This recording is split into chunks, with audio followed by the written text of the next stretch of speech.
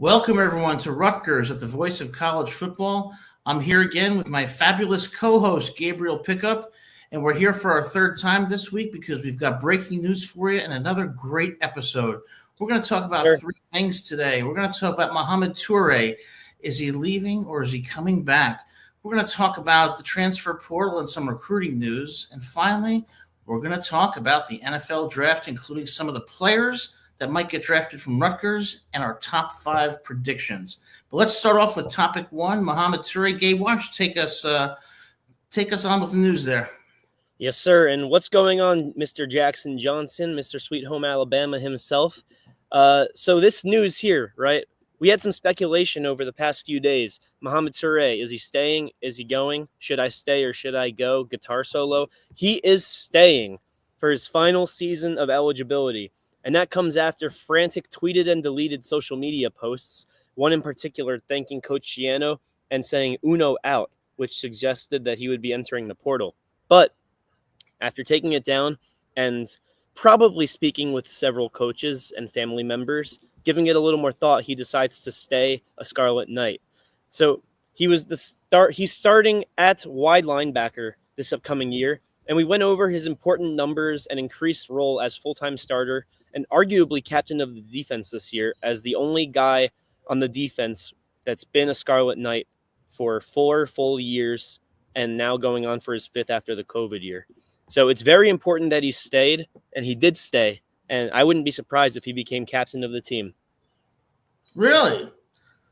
I would not be surprised. At least I'm going to go on a little rant here because when I think of Mohamed Toure and these shenanigans of attempting to transfer or considering transferring and then coming back, it reminds me of the girlfriend who tells the boyfriend, you know what?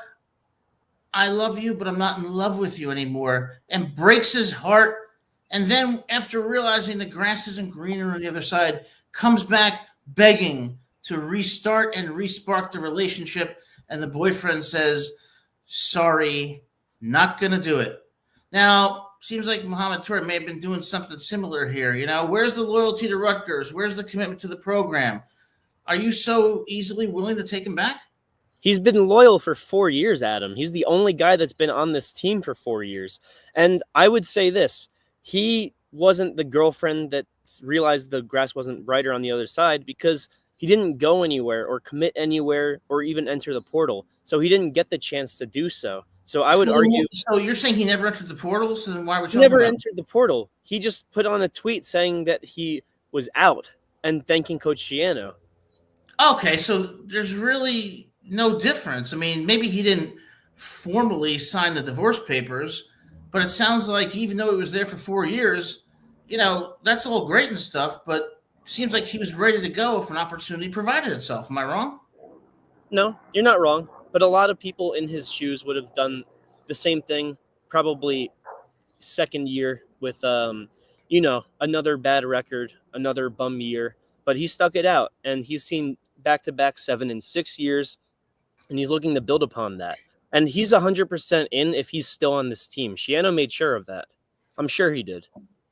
Well, the fact that he tweeted that he, for all intents and purposes, was leaving, certainly a nice message. And, of course, we respect Mohamed Toure. We're not criticizing him. I'm just looking at the situation and saying, given Rutgers culture and the kind of players we want, it seems like he was on his way out, then he deletes the tweet, and now he's on his way in.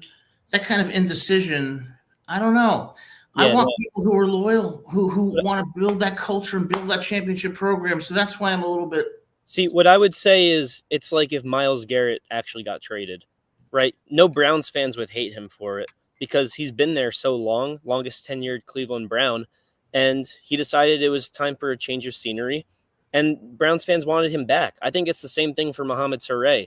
He's our longest tenured player. He wanted a change of scenery. Who knows why, but he decided to stick around just like Myles Garrett, and I think it's the same thing. If he were to leave, I don't think anyone in Scarlet Knights nation would blame him for it.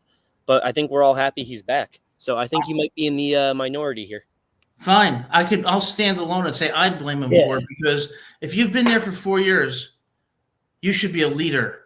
You should be teaching these young men the culture of Rutgers, the championship expectations, the high standards, not looking around to see if the grass is greener someplace else, and looking for a mistress. You got to stay loyal. And when he found out, I think that, well, grass probably isn't green on the other side. I'll go back to Rutgers. It's like Rutgers is the consolation prize, not the prize. And if I'm going to see a championship team, I don't want players like that. And maybe Muhammad's reasons are different. Maybe I'm wrong. And if so, I apologize. But I don't think so.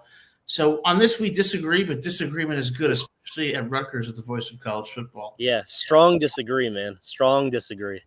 But Strong it's disagree. all right. And I also reiterate my claim of yesterday that your background is fake and that you are not actually outside.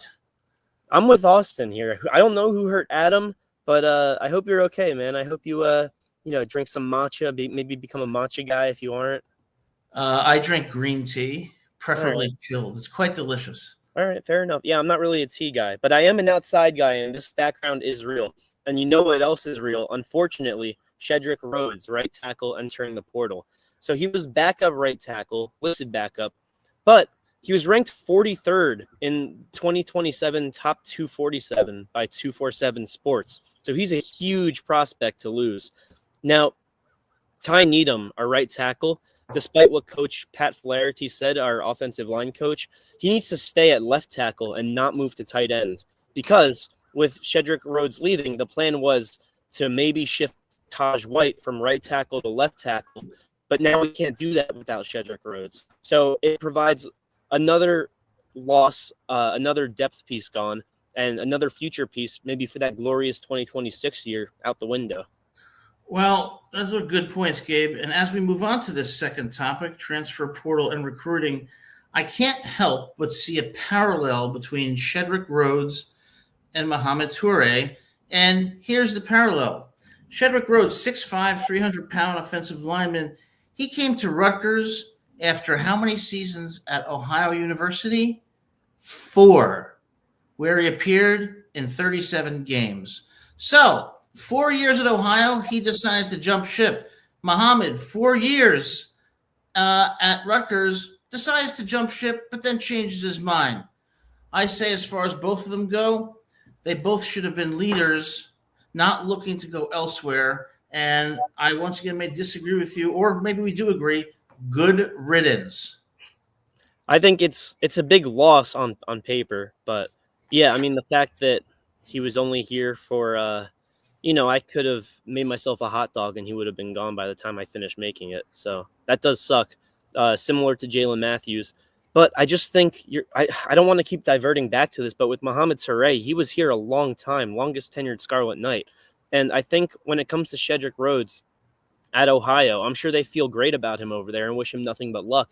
And if Mohamed were to leave, I would have wished him great luck. But I'm welcoming him back with open arms because he's the only guy, him and 2 other players that were starting on the defense that were here last year or here in last year because it's 2025, right? Yeah, I'm not welcoming him back at all. I mean, I don't like when people are not loyal. We're trying to build a championship culture. That means culture. You go through the grind. You're loyal. You have old school values. You persevere. You become a leader when you are there for 4 years. You don't try to leave. And it seems like you're looking at it like, well, he's going to add value to maybe the win total for Rutgers. I don't think so because the culture is what leads to the wins. The process leads to the wins. I don't like either of them, although I will say I admit You to don't like myself, them as people or you don't like them being on Rutgers? I have no opinion about them as people. They may be wonderful people. I don't know them. I'm sure they're good, fine people. I'm talking about building a culture at Rutgers, and I don't see someone who leaves, come back, leaves after 4 years at Ohio, comes to Rutgers. It should be no surprise that Cedric Rhodes is transferring. He left after 4 years at Ohio. That kind of personality is not the type of player and person I want if I'm going to build a championship team. So let me ask you this then. Okay. What is the difference between Oh, and by the way, Austin, this is not blue for Duke. This is blue for New York Knicks. I have to rep for tonight because it's a must win. But what is the difference between, say, Coach Schiano giving that supposed ultimatum, saying, I need this or I'm out, versus a guy like Mohamed Toure sticking around for 4 years through the same thick and thin that Coach Schiano did And if Coach Shiano left, he had his winning years, but with the players, you only get 4 years of eligibility, 5 with COVID. So what's the difference in the new era? The difference is that Coach Shiano was not looking to move forward to another program that paid him more or gave him more prestige. He was looking to build a program and had certain expectations for that program to make that culture into a championship culture and to make the program into one that develops great players and great people. It's a completely different situation. I agree with Austin here. You should be a relationship consultant. Well, I'll tell you something. You might tell everyone to move on though, and any signs of trouble, man, throw them to the curb. No, I value loyalty. What I would tell people in relationships is this: you should try to work things out, but when things aren't working out, there is a time when you have to go your separate ways, but it's an individual determination. I will say, though, that I am guilty of some hypocrisy that you failed to point out. I'm accusing you of having a fake background, and who's the one with the fake background? I didn't know that. I thought you were at Piscataway. Hey, I hold myself accountable. I'm just saying. Yeah, that's fair enough. You're a hothead, but you have your own steam inside of you. So I wouldn't say I have a hot head, but I appreciate the compliment. So if you don't mind, one day he's wearing green for the Ducks. Now he's wearing blue for the Duke Blue Devils. What the heck, man? I can't wear a different color shirt other than Scarlet Red, and then all of a sudden I'm jumping ship to a new school here. If I wear orange tomorrow, am I committing to Syracuse? No, it's just you make me want to be colorblind, is all I'm saying. It is what it is. Well, I am colorblind, Adam. Not actually. I am colorblind in the most important context, but when it comes to clothing, I'm only a big fan of like blue. Well, let's not get into fashion advice. That's for next episode. I want to ask you a question, Gabe, on the recruiting front. So we've got defensive tackle King Liggins, 2026 prospect. He's hey, Trojan Fight. What's up? Great to see you. 6'2", 240, defensive lineman from Brother Rice High School in Oak Lawn, Illinois. Visited Rutgers this past weekend. What do you think the likelihood is of adding him and similar players who are coming from out of state and going to have offers from other strong D1 schools?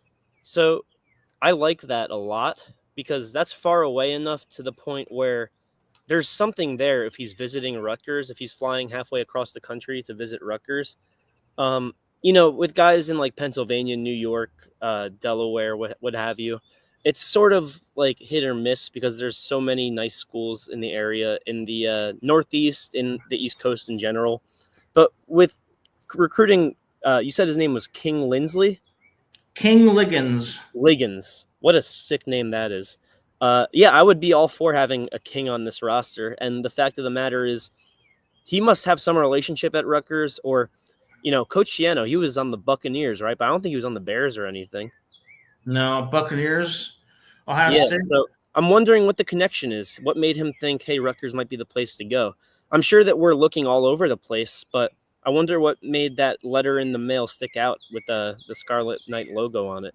I always go back to Coach Shiano. He's got a winning message, an old school message that we're going to develop you as players and people, and we're going to develop a winning culture so that you're not only be a great football player, but after football, you're going to have a great life. And this guy comes from Brother Rice High School in Illinois, which tells me it's a Jesuit high school. Well, I went to a Jesuit high school, Bergen Catholic in Oradell, New Jersey. They teach you those old school values that are going to fit into this culture, unlike Shedrick Rhodes and Mohamed Toure. I'm confused. It's just really off-putting, Gabe. Is your heart in this relationship is two-way street, young man? First off, I'm older than you. And second off, I don't know what second off is because that comment is it's certainly something. But yes, of course my heart's all the way in this. But I also recognize that there's a lot to these people, these young men that are on the football field. And every decision comes with a ludicrous amount of contextual information that we don't have.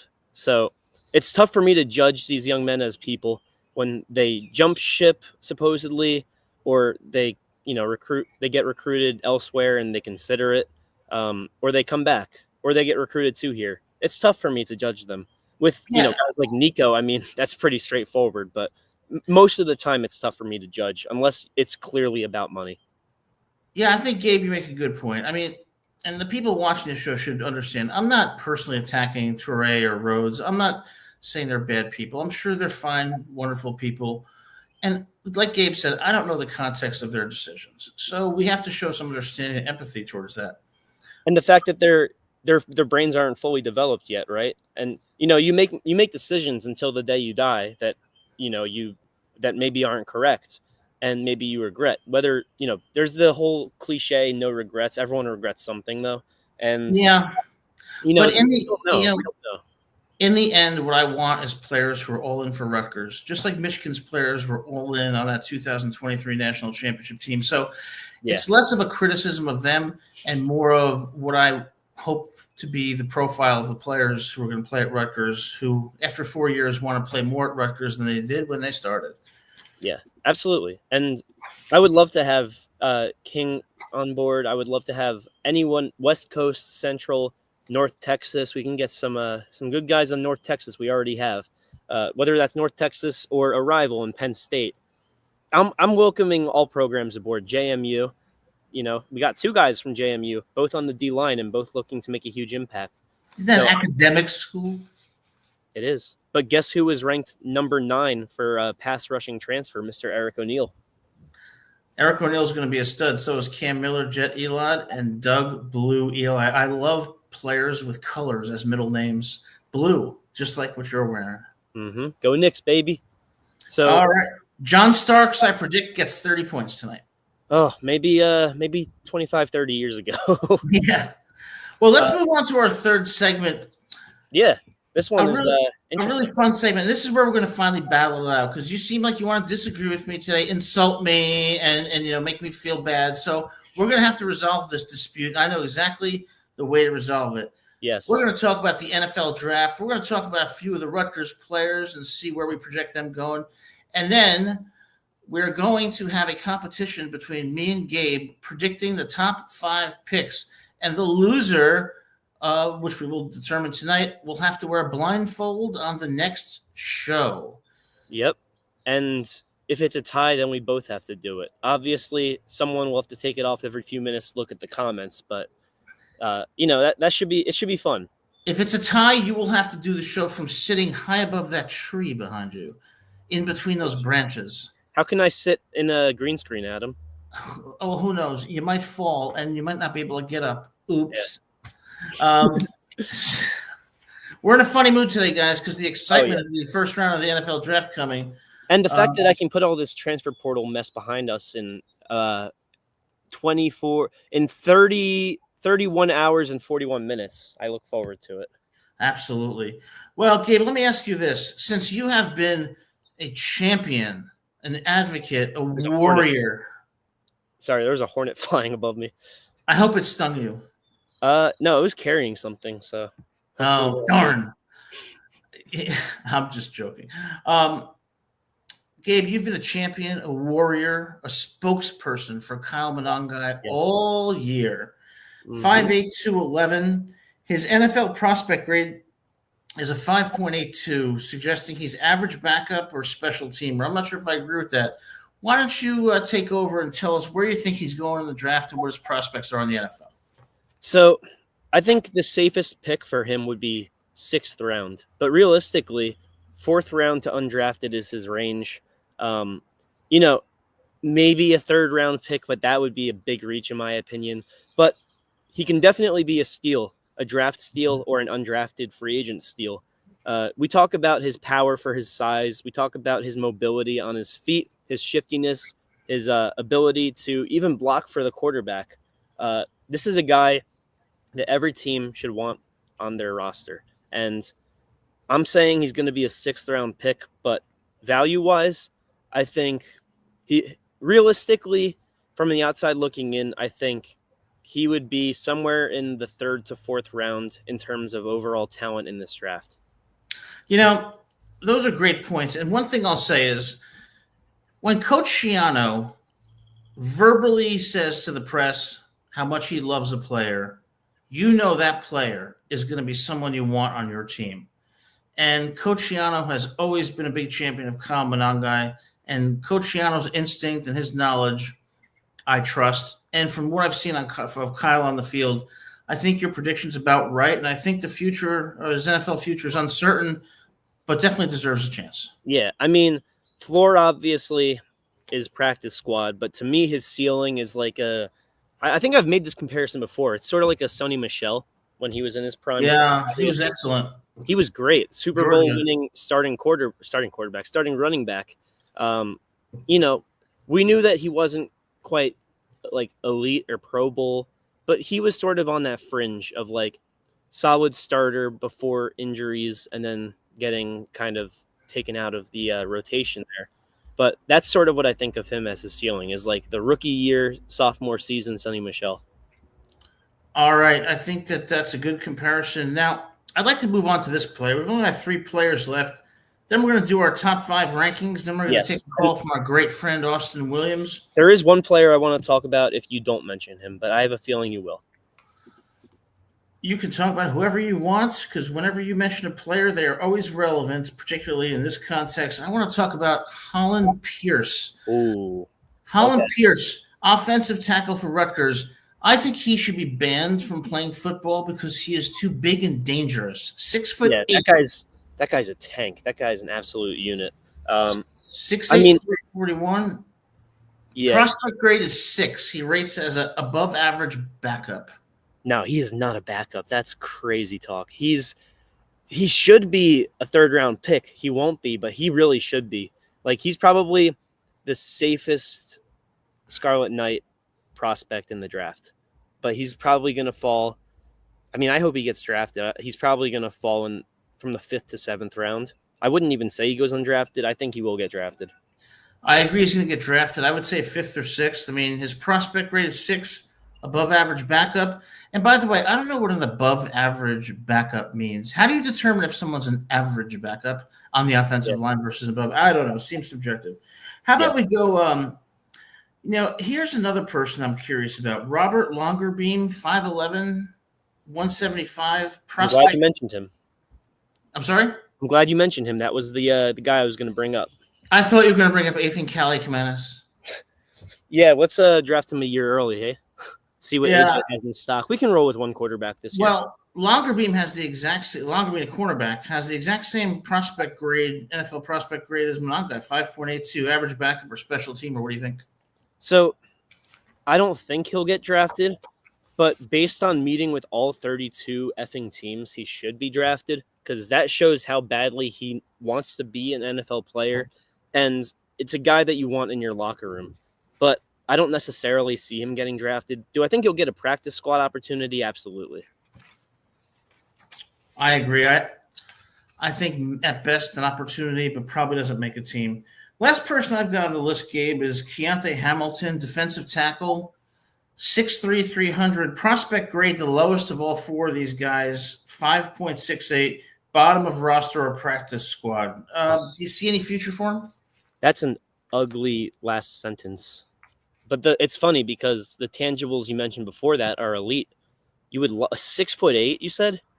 That was Pierce. I'm talking about Keontae Hamilton, 6'3", 300. Oh, okay. Yeah. That's 6'3", 300. That's elite. You want that thickness, and that's why I think he has a better chance of getting drafted than Longerbeam, because even though his talent grade is lower, I mean, you have more interior depth than nickel depth, and so, I mean, when it comes to the ceiling, mid 7th round, do I think he'll be drafted? No, but I could definitely see a team drafting him.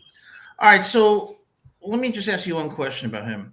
Yeah. When I see 6'3", 300, I wonder if some of the scouts' concerns are his weight.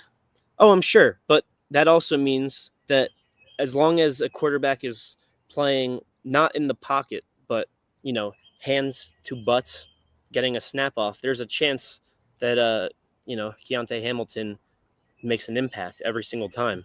It's tough to go up the middle against 300 pounds. We're going to start finding out tonight, 8 p.m. Eastern time. I'm excited. I don't know if we'll find out tonight, but we'll probably find out day 2, day 3, right?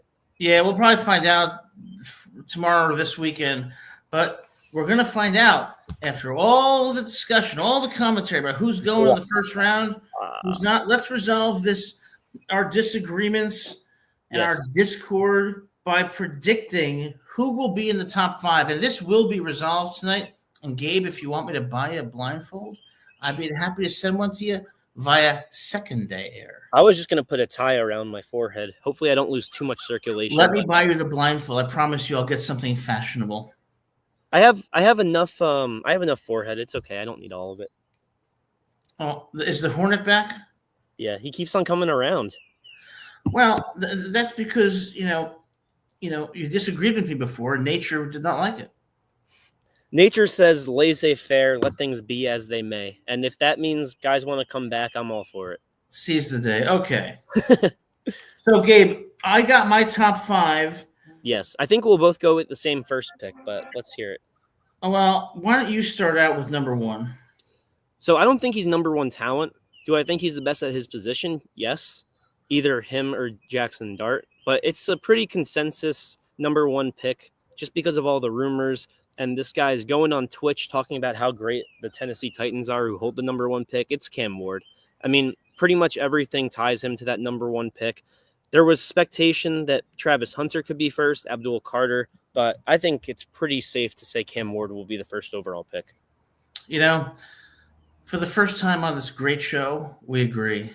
And I'm not sure if that makes me feel good or not, but we do agree. We agreed pretty much on the predicting the schedule last week, right?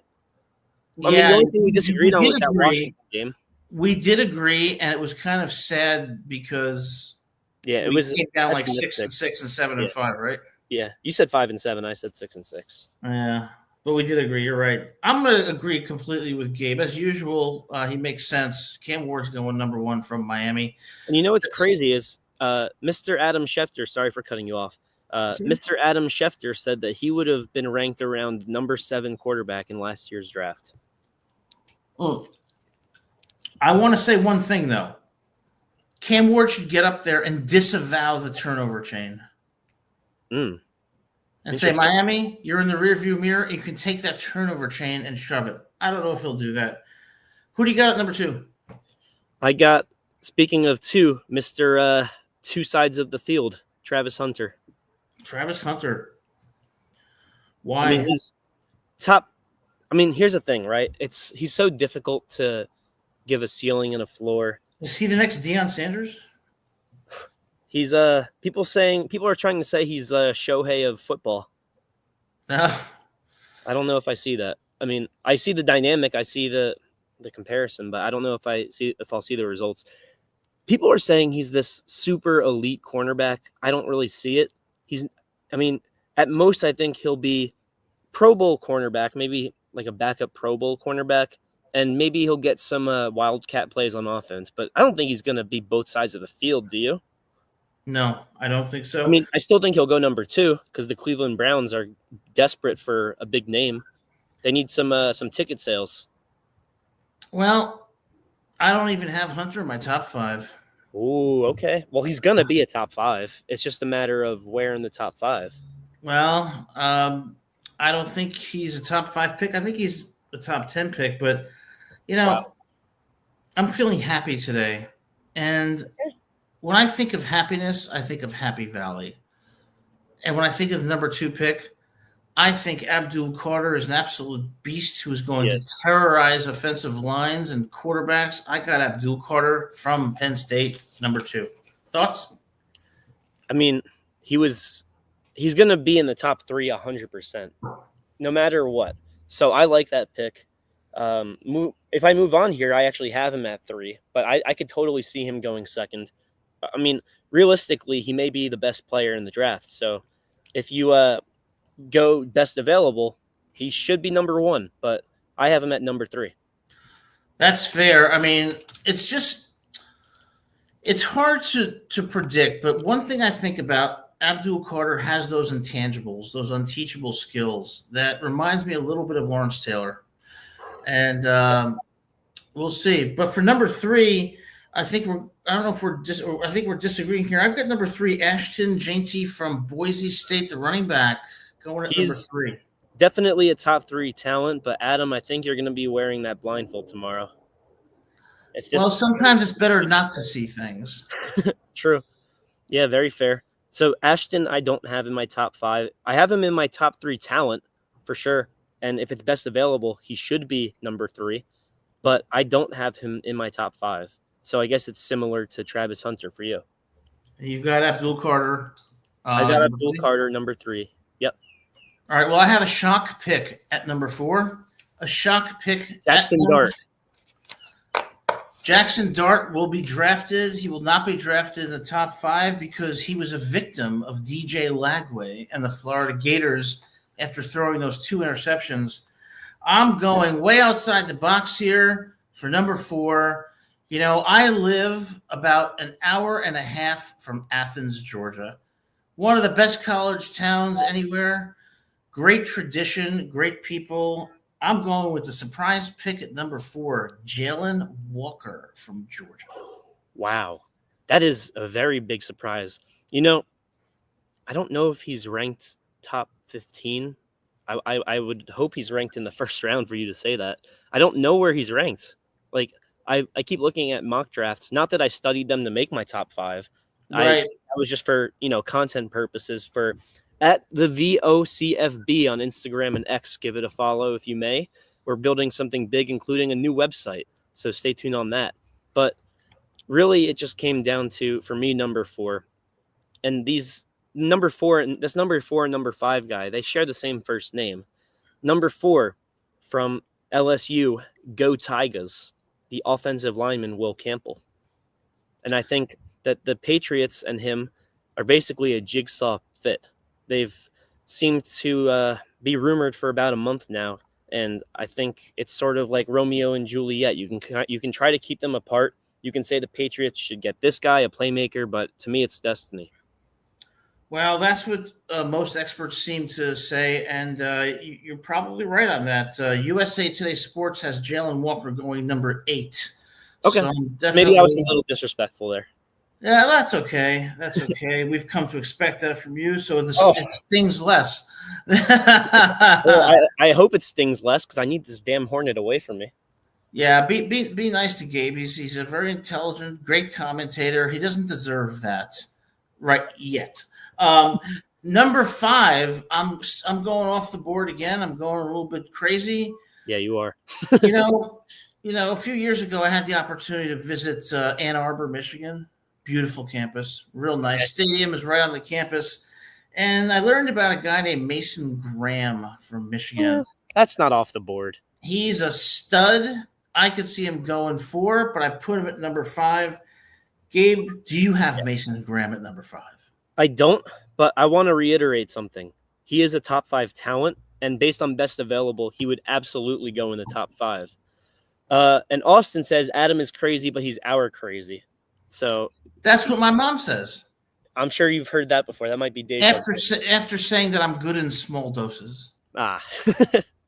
Fair enough. Well, this is our 3rd podcast together in 4 days. So, I guess I'm proving that wrong because I can handle it. Gabe likes me. He's just afraid to admit it. No, you're cool. You're a cool guy. As are you, Gabe. We make a great team. Oh, you. Now, speaking of cool let's guys. Go get communion together. Anyway, go ahead. Let me put on my yarmulke. That's wrong religion, buddy. Well, I know. That's what I'm saying. I'm Jewish. I can't necessarily do that. All right, fair enough. But I mean, I can always come as like a Well, we can have that Friday night dinner together. That you have. What's it called? The Sabbath, the Shabbat Sabbath. Yeah, I'll come to one of those. Cool. Number 5. I'm staying in Ann Arbor, Michigan, but I'm switching the position. Will Johnson, cornerback. Yeah. Now, I don't know if he'll go top 5. They definitely could go with Mason Graham to the Jaguars. The only thing stopping me from saying that is you look at their weaknesses on defense, and it's definitely defense. They actually have a pretty good front 4. And, the Patriots could grab Mason Graham, but it's just there's so many rumors with Will Campbell, it would be impossible to ignore. But Will Johnson, you look at what he did for Michigan in that title year and then last year in the transition year, setting them up for Bryce Underwood, teaching the defense what it's like to intercept a pass or make a play or avoid making a play because no one will throw it your damn way. So when I say Mason Graham isn't in my top 5, it's not saying he's not top 5 caliber. My top 3 talent-wise would be Abdul Carter at number 1, Ashton Jeanty number 2, and Mason Graham number 3. But there's only one guy out of those that are in my top 5. So, and I guess that's that. We'll have to see who wears that blindfold. I'm feeling pretty good about my picks. What about you, Adam? I think the audience is going to be tremendously disappointed if I'm wearing a blindfold. I mean, look at these eyes. Oh, come on. No, seriously, I kind of think. I think Will Johnson is really just a phenomenal player. Smart, great cornerback. I think you might be right on that one. I would say Gabe is about 3-1 odds to win this, and you will see me with a blindfold next time we go live. But before that is decided, we have our great friend Austin Williams, and look forward to his comments. Austin, welcome. Thanks so much for your patience. And thank you. Yeah, thank you so much for your patience. Yeah. You're always welcome, fellas. I enjoy calling in, and it's always fun to talk to y'all, especially during the draft season. This is a fun topic to discuss. Yeah. And transfer portal, too. But it's getting a little more stressful, but yeah.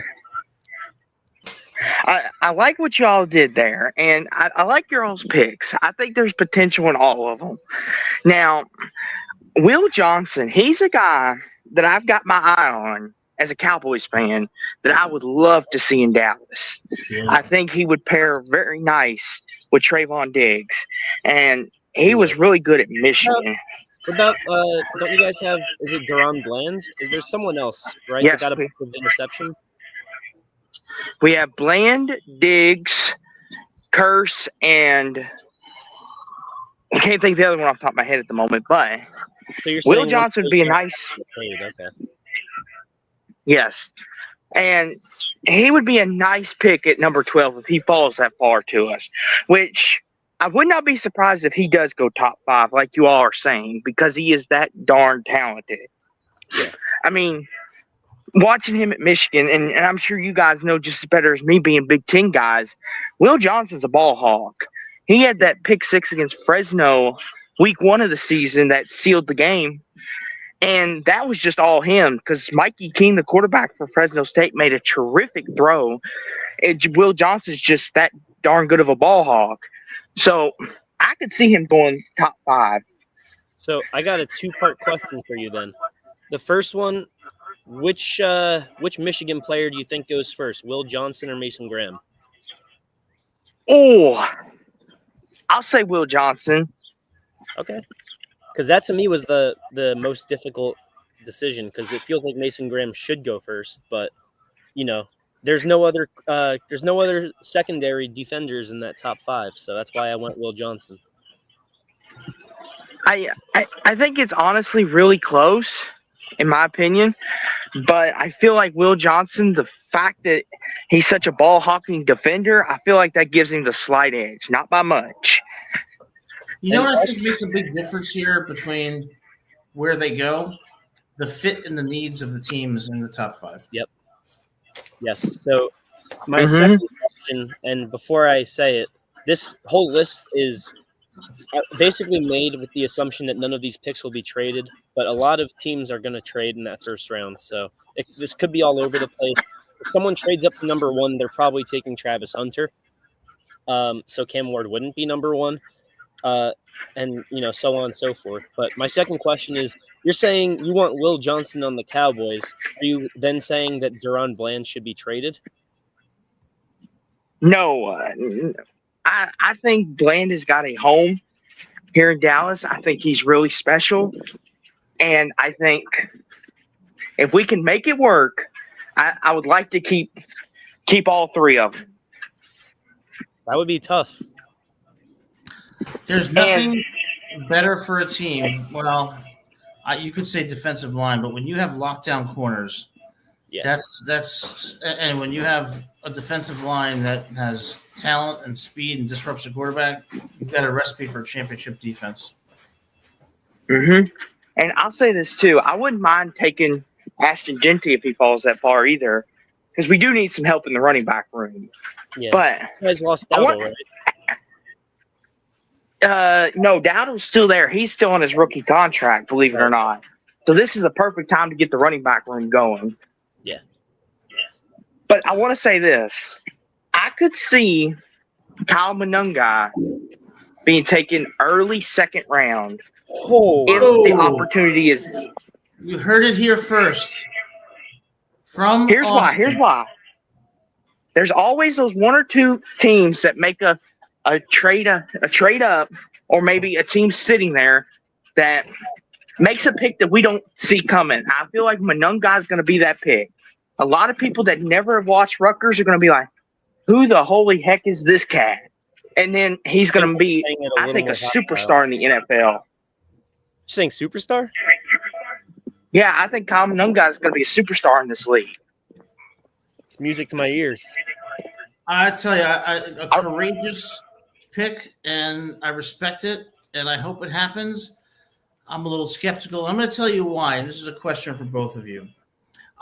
As the NFL has evolved in recent years, I kind of feel like running backs, I don't want to say have become de-emphasized, but have become a little bit less important in the offense. You don't see running backs that are averaging, 4.55 yards a carry that often. Okay. And I think the way offenses are evolving, you're not going to see that again. And partly because of NFL defenses, which are so fast now that you're not going to get the Eric Dickersons, the Walter Paytons, and the like. No. So do you think that running backs are somewhat devalued, particularly at the higher ends of the draft?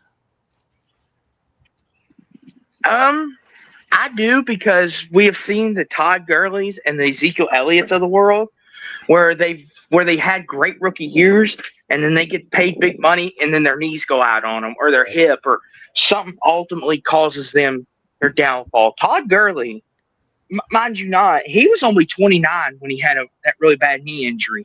He still had, I think, many fruitful years left. He was a key piece that got the Rams to the Super Bowl. Yeah, he was the offense. But I do want to say this on the other side of it. Last year, the four of the top 5 rushers were signed via free agency the year before. Saquon Barkley, Josh Jacobs, Aaron Jones, Derrick Henry, and then Jahmyr Gibbs was in his second year, and he was actually drafted in the first round. So, these running backs, I would say, are definitely more valued now than 2 years ago when there were talks about all running backs holding out and forming a running backs council in the NFL. So I really think that they're on their way back up, especially because of these transactions paying off and what Saquon did for the Eagles, Derrick Henry for the Ravens, and then on a little bit of a lower note, Aaron Jones for the Vikings, Josh Jacobs for the Packers. See, if I was an NFL GM, what I'd be looking for year in and year out are defensive studs who can build the kind of defense that reminds me of the Steel Curtain in the 70s, the 85 Bears, the early 90s Philadelphia Eagles, because I think defense wins championships, and I think quarterbacks and particularly running backs are really such a crapshoot. And I think what wins championships is defensive line, linebackers, and secondary. And that makes me wonder, guys, how do you think the GMs are evaluating these players, and where do you think what do you think the GMs consider in these draft picks? Because it differs so much from what fans think and even college coaches. I think it depends on whoever wins the Super Bowl the year before, like what their team looks like, honestly. And this year, that's why Abdul Carter shot up from number 3 to number 1 for several months before falling back down to number 3. And that's why Nathan Graham went from a top 15 guy to now possibly anywhere from 3 to 5. So it's because of that Eagles defense, right? The Jalen Carters, the Jordan Davises, Brandon Grahams, and so on. And that's why Will Johnson is top 5 possibly. And there's only one quarterback now because Jalen Hurts is exceptional. But what made that team was the defense and Saquon Barkley. And Hurts with A.J. Brown, Devontae Smith, that's all just a plus. Butter on the biscuit. And I want to say this too. I'm glad you bring up the Eagles, Gabe. Let's not forget about the Patriots in their prime of their dynasty. What were they built off of? Defensive line, safeties, and corners. Bill Belichick's specialty. This has been a thing for a long, long time. And I feel like that's always been the biggest key if you want to win the Super Bowl. I know we get caught up in the offense, but I feel like defensive players will always be draftable. And if Abdul Carter goes number 1 tonight, would not shock me at all, guys. Would really not. Because he's that special. That's a great comment, Austin. And I'm going to just return to the Eagles for a second, because when we look back on the Super Bowl, we hear everyone, Jalen Hurts this, Jalen Hurts that. He was the MVP. Jalen Hurts had a great game, deserved it, and is a great quarterback. But what won the Super Bowl for the Philadelphia Eagles was the defensive line that was an utter nightmare for the Chiefs and Patrick Mahomes. That's why, as a GM, that's what I'm looking for. It makes me wonder, guys, if you're a GM and you have a top 5 pick, are you always going to think, I got to pick someone who's going to have an impact now, or I want to pick someone who is going to be a star maybe in 4 or 5 years, but will preserve the sustainability and quality of the program? Where do you fall on that? It really depends. If you trade up, you need someone with an impact now.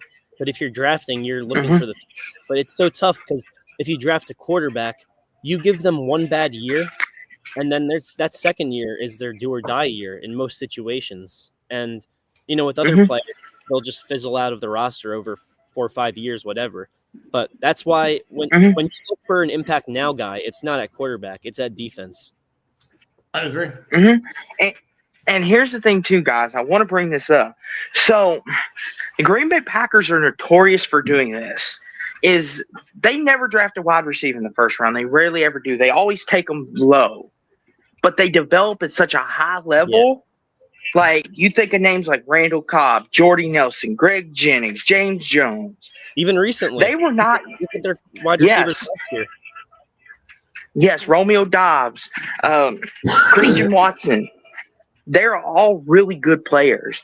And it all depends on your organization, too, Adam. As we go back to our favorite saying, culture. What is your culture? Like, if you're a team in disarray like the Jets or the Cowboys, then it may not be such a hotbed. But if you're a team like the Packers, the Patriots, the Eagles, the Chiefs, who develop and take time, like Isaiah Pacheco from Rutgers, he wasn't a very high on the draft board, but look at him now. He's one of the most valuable running backs to the Chiefs roster. So it all depends on your organization. Yeah, and I think that's a great point, Austin, because I want to come back to this Green Bay thing. And here's the deal. Yeah, Green Bay develops amazing receivers, but I think they do so based on their organization and their culture. Let's think about it. Green Bay, Wisconsin in November, December, January is an incredibly cold place to play. Oh. Not many wide receivers are going to succeed in that type of climate. So they have an incredible knack for being able to identify the intangibles in these players, and those players that in 0-degree weather are going to go out there and still perform at a high level. And that shows you how nuanced it is and how really context-specific these picks are. And by the way, totally off topic, but Lambeau Field is one of the most beautiful architectures I've ever seen. I had the pleasure of seeing it twice when I lived in the UP of Michigan. And, I've never seen a city so attached to a singular sports team than Green Bay with the Packers. That freaking Packers team is the entire city, and it was just such a pleasure to see. You gotta love communities like that. And I want to bring this up to you. We've seen this in years past too, but I want to get y'all's opinion on this as far as the draft and as far as it goes. We've seen teams double up in the first round, and what I mean by that is take the Houston Texans approach, where they picked C.J. Stroud and then they immediately traded and got Will Anderson, and the next year they were a playoff team and they put enough pieces around them. Do you think there is a precedence for that going forward? Of, okay, we're a team that on paper people may think we look bad, but we know what we have here. We have a great coach in D'Amico Ryans. C.J. Stroud's our guy. Let's get him, and then let's get Will Anderson, who we know is still a work in progress. Because you remember, a lot of people thought he would fall in the draft because he had a little bit of trouble and everything, but they took a chance on him, and it worked out really well, as we could see now. Do you think there's a precedence for doing that, doubling up within the first round? So more often. There's 2 things I want to say about that. One is, yes, there is that precedent, unless you're the Tennessee Titans, because unfortunately, whenever they try to do that, it backfires. Look at that A.J. Brown trade where they draft a guy, right? And then scouts are saying, oh, his ceiling could be a guy like A.J. Brown. Oh, well, you just traded a guy named A.J. Brown away for a guy whose ceiling could be him. But in general, yes, I do think that's a good approach. With the Texans, they have great scouting, and it's not going to work every time. I mean, this is like the ultimate one, but the Ricky Waters deal, like that's like the pinnacle of why you don't trade all your future picks for a first round pick, especially if you're going to draft a running back. Good Lord. But then also, Will Anderson Jr. and then you have Will Johnson. You have Will Campbell. All these freaking elite Wills are going to be in the league, aside from maybe Will Levis. It's going to get confusing. Yeah. Yeah. So doubling up in the first round is kind of like investing in a risky stock. It's high risk, high reward. I tend to think that, except in fairly rare circumstances, I'd be more comfortable, spreading my picks out throughout the draft, because what you see more often than not is the stars that emerge in the NFL are not commonly first rounders. I mean, certainly some of them are. But you see a lot of second, third, fourth rounders that become stars because they have those intangibles and because you see something in them that may not be obvious to others or evident from their college career. So I tend to go more on a conservative side, but in exceptional circumstances, I would go up. And what I want to say too is this, guys, to that approach. Well, my thing is if you double up, I'm like you. I'm more in line with you, Adam. Is you better hit on both, because right, like the Panthers, for example, they risk their entire future for Bryce Young, and so far it's not paying dividends. Or a perfect example of this. Yes. And here's a perfect example. The Rams, Sean McVay, they risked everything. They took all their first round picks and said, we're going all in. They didn't care about it. They got their Super Bowl out of it, but they didn't have any first round picks. And that's the other downside to this is teams will be like, okay, we're one or two pieces away. Let's mortgage our future because we want to win now. We got to win now. Do you think that's bad? That's setting a bad precedence. The other side of it. Bad for college football. That's why we went and got a bunch of 3- and 4-star guys instead of going all in for a 5-star. But when it comes to football, I think you need to if you're 1 year away. Well, I think if you're going to be a championship team, you're never going to be a championship team that's top heavy, meaning that you have a few amazing players. I think winning a championship requires a culture and a commitment to building it over the long term. So if I'm drafting players, I'm not just looking to who's going to have an immediate impact on now that's going to take us from 3-13 to, 7-9, or maybe a wild card spot. I'm thinking, what foundational pieces can I put into place so that 3 or 4 years from now, we're going to be a team that can compete for the Super Bowl? And I agree with that, Adam. And a perfect example of this, and then my thing is too, look at the Jacksonville Jaguars. They're a prime example, not so much last year, but the year prior.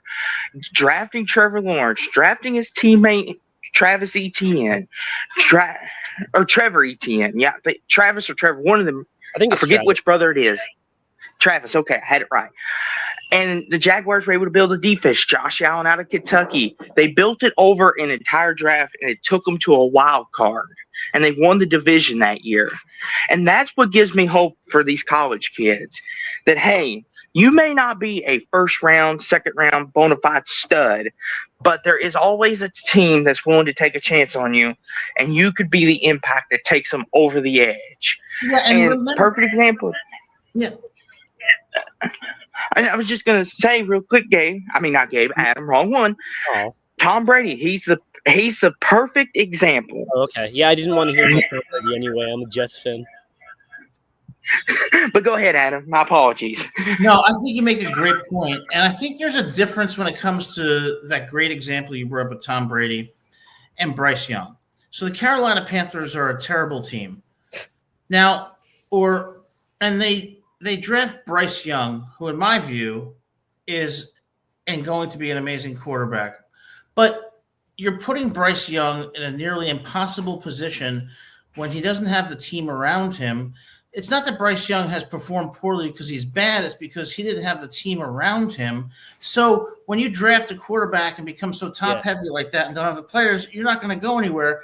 Carolina should have invested more in foundational elements on the defensive line and the secondary. Tom Brady, on the other hand, was different because Tom Brady, although he was not a star at Michigan, he came into a very good team and coaches who developed him. So he was a complimentary pick, not a savior pick. And that's what I think the difference is. That's a very good point. And here's the thing too, guys, because the thing is, I understand, but when you mortgage your future and you're not getting it back in return like that, because we got to think about what the Panthers gave up. I mean, the Panthers gave up to get. They gave up what would have been Bryce Young's primary weapon. Yeah, well, that's what upsets me about the whole thing. You know, in business, they say you got to lose money to make money. I have the same philosophy in football. You got to lose more to win more if you have the building blocks of success. And we saw that with the Dallas Cowboys in the 80s and what they built that led to success in the 90s. If you try to become too great too quick, it backfires. And what I want to ask too, since Gabe is our resident Jets fan here, Gabe, I want to ask you, as a Jets fan, who are you hoping to get in this draft, or at least in your opinion, not what the owners are thinking? Man, so I got to say, we're rumored to most likely get Tyler Warren, and I really hope we do, because we're also rumored to trade Breece Hall, and I swear that better not happen. Even if it's for Ashton Jeanty, that better not happen. And another thing is we're rumored to get an offensive lineman. Here's why I don't want that to happen. Every freaking year we draft an offensive lineman in the first round and nothing changes. We need some change. We need, even if Tyler Warren isn't like this sensational superstar pick, he's still from a product of winning, and we need someone who's a winner. We need someone who is a safety pick by all means, because we need some guaranteed production from a rookie. Olu Fashanu, he's going to look good. We got Will McDonald. He looks great now. But a lot of these picks were risky picks. And, if we draft an offensive lineman, I just don't see any change. It's just going to be more of the same. Yeah, I have a theory about this, Gabe and Austin. Here's my theory, and I could be way off here. I think the difference between serviceable or good offensive linemen and great offensive linemen is really not that substantial. I think the difference between great defensive linemen is absolutely very drastic, as is great cornerbacks versus average cornerbacks.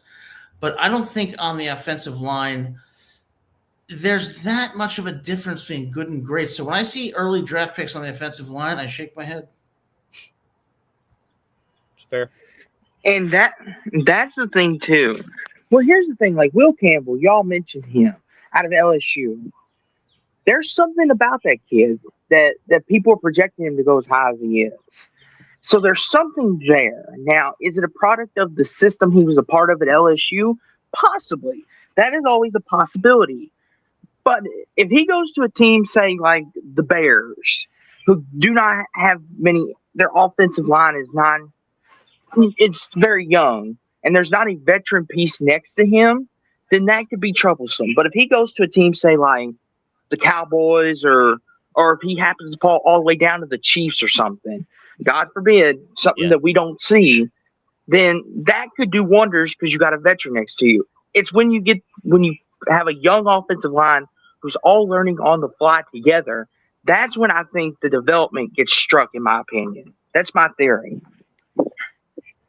That's a good point. And I think, Campbell is an exception on the offensive line because he is one of those elite offensive linemen. But if I was a GM, aside from someone of his caliber, I would lean more towards defense.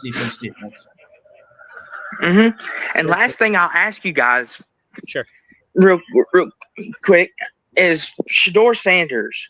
What do y'all think the deal is with him dropping so far? It's all attitude. Yep, it's all attitude. And Adam, I thought when you said you were going for a wild pick, I thought you were going to say Shedeur at number 4. I got to ask you guys a question because I need to be educated on this. How stupid can you be when you are in the NFL draft, how dumb can you be to go to meetings with the NFL teams and act like a cocky jerk? How I don't understand that.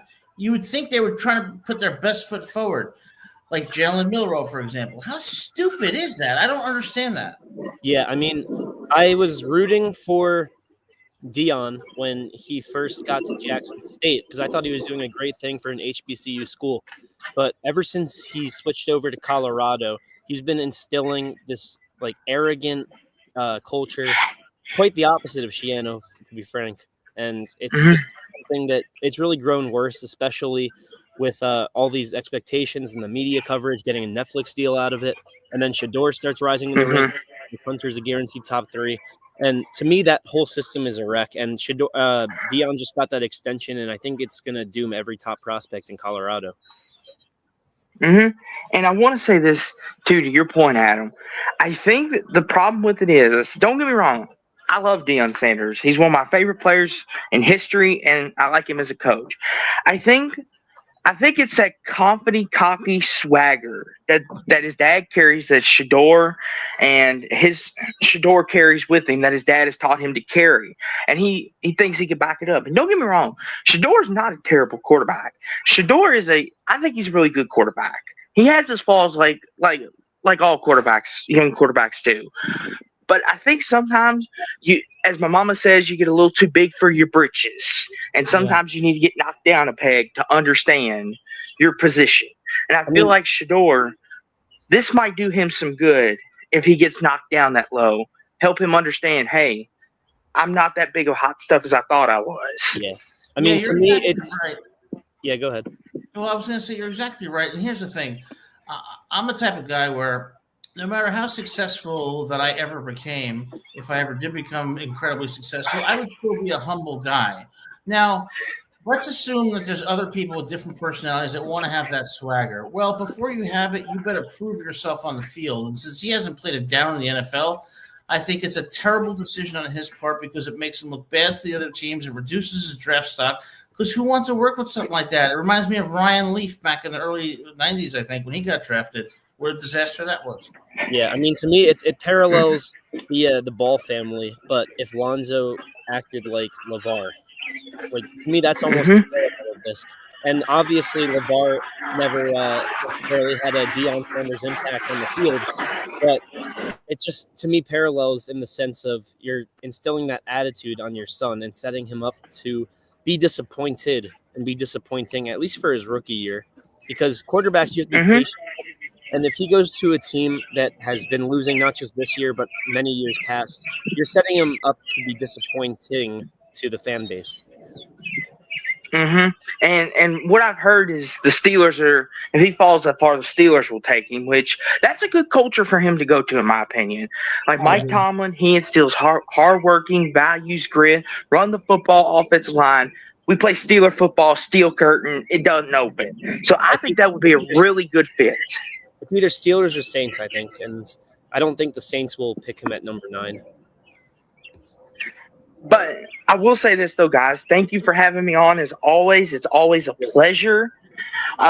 Good luck tonight, guys. Hopefully, Kyle Monunga, maybe he goes in the first round. Maybe shocks the world. Well, Austin, it's always awesome having you on the show. Thank you so much for your great comments. Always great talking to you, and hope to see you soon, my friend. Yes, sir. See you, Austin. That's our good friend, Austin Williams, always with excellent commentary. Austin, thanks for calling into the show. We have one more caller before we end today, and it is Dan the Diesel Freak, otherwise known as Caden. Dan, you are on the show from somewhere in Ohio. Via satellite, the man cave of the grave digger via satellite, actually. Excellent. And you're probably wondering, Adam, whose cave belongs to the grave digger? Well, just for your information, that was my nickname back when I was playing high school football, because I put quarterbacks 6 feet under. I like it. Well, I hope they survive, but I like the hunger and the killer instinct. Well, you have to understand, Adam, every defensive linebacker who has the same type of mentality as me, and trust me, I learned that mentality very quick from some of the most deadly but dangerous linebackers, not only in just college football, but the NFL as well. You have to talk about the guys that put the fear of God into every single quarterback, every coach wear their pants every single freaking Monday when they went to go try to work out something else. So who's your NFL team? Who's your NFL team? Do you have one? No, I just like the guys that I just like guys in the NFL who I grew up watching and just studied a lot from. Gotcha. You're more of an Ohio State guy. Like I got guys like I'm a defensive guy, so Justin Tuck, J Tuck, Charles Suggs, T Suggs, Ray Lewis, DT, Derek Thomas. I'm kind of one of those last I'm kind of like the last breed of those guys that got to play, high school, the college. Didn't because life changes, but I'll explain that I'll tell that story another day. But as you already know, a 9-time national champion is in the building with the ring on. So just for everybody noting, the ring's on. Yeah, it's funny because one of my former coworkers, he was a lawyer and a sports agent, and he actually stood on the sidelines of several NFL games. And he told me that when you're on the sidelines of those games, the violent hitting it's so, he said, it's almost traumatizing to see like these 6'3", 240-pound linebackers that run a 4.5 colliding with running backs, and it's just, he said, you don't appreciate the violence of it until you actually see it up close. Well, you have to understand. My teacher was here in State, and the big cat Ketchmore, 6'3", 260 pounds, ran a 4.46, and 21 schools rejected him. But Ohio State was the only school to give him a full-time, full-ride scholarship all 4 years of his career at Ohio State. And John Cooper had the wisdom and the grace to bring in such an animal. And that's why everybody around college football knows the big cat. When you got hit by that 260-pound man of a machine, you were about to go to the freaking hospital. And actually, 6 quarterbacks went to the hospital courtesy of the big cat. So Andy Katzenmoyer was a beast, fast, strong. And actually, there's one quarterback in mind that I have in mind who actually suffered at the hands of Andy Katzenmoyer, who's about to go into the Hall of Fame sooner than later. Tom Brady actually got hit by the man in the 1997 Michigan game. Yeah. Wow. I mean, I'd love to hear his thoughts on that because Katzenmoyer was scary. He reminded me of Jack Lambert from the Steelers. Oh, yeah, Tom, come on the show. You're always welcome. But you invited a New England Patriot on the show? I invited Tom Brady on. It's worth a shot. Well, Tom Brady is welcome on the show anytime because he is, if not the best quarterback in NFL history, among the top 3. Peyton Manning. My bad. No. That's my GOAT. No. That's my Peyton GOAT. Manning is top 10. Oh, come on. Whoa. Hold on. The champ's in the building right here, boys. You forgot the ring. The man with the ring is in here. Are you trying to say that you're more qualified because of Ohio State? Well, I mean, we just won a national championship, beat 4 teams. I mean, come on, man. That was CFB, though. That wasn't NFL. Adam, anyways. I'm just going to tell you this. The whole transfer portal thing with now the NFL draft, I mean, there's a lot of guys going out to the NFL and then, transfer portal, going to different colleges. And, I mean, my take on it is that, best of luck to the guys in the transfer portal, especially guys that are going that are wanting to move to different locations that, they want some playing time. I never got to experience, what it's like to be at, I never got to experience the college life. And that's kind of the one thing I tell people is that me and 6 other teammates of mine were offered scholarships from not only Ohio State and Georgia, but a few other schools. And the only reason, like I said, we turned down those offers was because of reasons. But for us, it's like the life of an athlete at a college is good for some, but others like myself and 6 other teammates a month, it's like, what are we going to do? We can't do as much things as we can normally. I hear you. So, I mean, as someone who, and I'm saying this as someone who has played the game, and your buddy who, gives you the show, Mark Rogers, could understand Leanne Herring actually specifically understands where I'm coming from.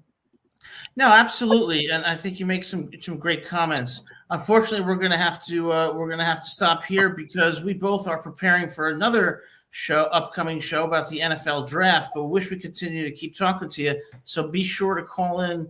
Well, again, I'm going to leave you guys with one final thought, and that thought is this: imagine if the transfer portal were changed so that you could transfer not just to another college, but straight to the NFL. Oh, I leave you with that. Pondering that for Sunday or Monday, whenever we're on next. Listen, Dan, thanks for being on the show, buddy. Keep calling back in. We appreciate it. I did wanted to mention Sunday, 7 p.m. is the unsanctioned show. Me versus Burks versus Tim Prangley. Unsanctioned show Sunday night, 7 p.m. So be sure to keep the wife and kids out because it's going to be all a bloody battle. I'm going to tell you that, boys. Well, I would say you heard it here first, but I heard you say it on Jackson's show, so you heard it here second. All right. Well, I appreciate it, Dan, and hope to see you again on the show, buddy. Have a great day. Hey, go. All right, we appreciate our friend Dan calling in, and that wraps up our show for today as we eagerly anticipate tonight's NFL draft. Gabe, great commentary today. Fantastic show. If you guys like the show, hit that like and subscribe button. As you're noticing, a lot more Rutgers show during the week, and we expect that trend to continue because things are heating up with Rutgers as we inch closer to the opening game of the season. So please keep tuning in. And like I said, if you like that show, hit the like and subscribe button. We're going to be seeing you sooner rather than later, every Monday at 7 p.m., but likely going to be sooner. So go Scarlet Knights. Have a wonderful evening.